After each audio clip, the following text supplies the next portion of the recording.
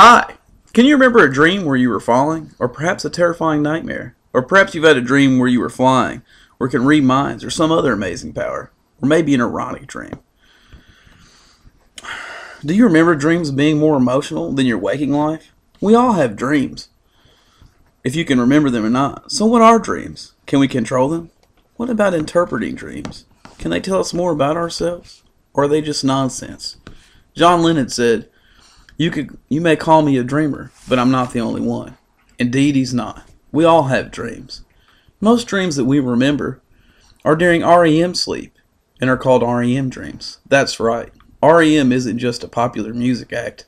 It stands for rapid eye movement, during which there is an increase in brain activity. Also during REM we have paralysis, or can't move, which is good thing. We wouldn't want to be moving or reacting physically to what we saw in our dreams. There's also NRA dreams, or non-rapid eye movement dreams, but it's less frequent and less likely to be remembered.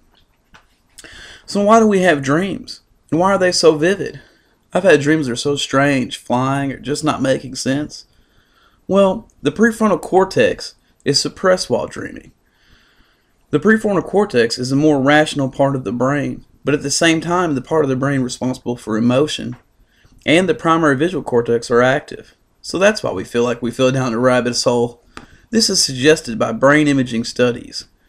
Earlier I asked if we can control our dreams. You may be surprised to learn that yes, we can. There are procedures designed to control dreams. People are taught these techniques who have nightmares or have unwanted reoccurring dreams. These are called lucid dreams, or dreams that a person is aware of dreaming and is often able to influence the dream while it's happening. Waking Life is a good movie on this topic. It's a fictional movie though, but it's pretty cool. I want to check that out. But what about interpreting dreams? Well, there are several theories. The first is the Freudian interpretation of dreams, from, you guessed it, Sigmund Freud.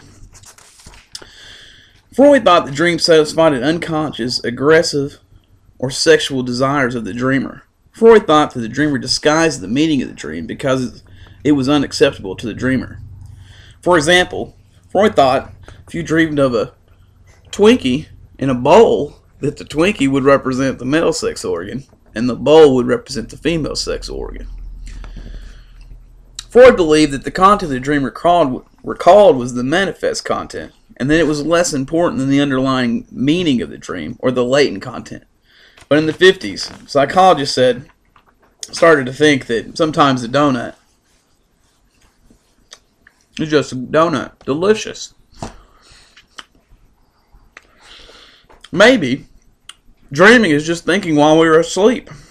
That's what Hall proposed in 1953. This theory was called the cognitive theory of dreaming.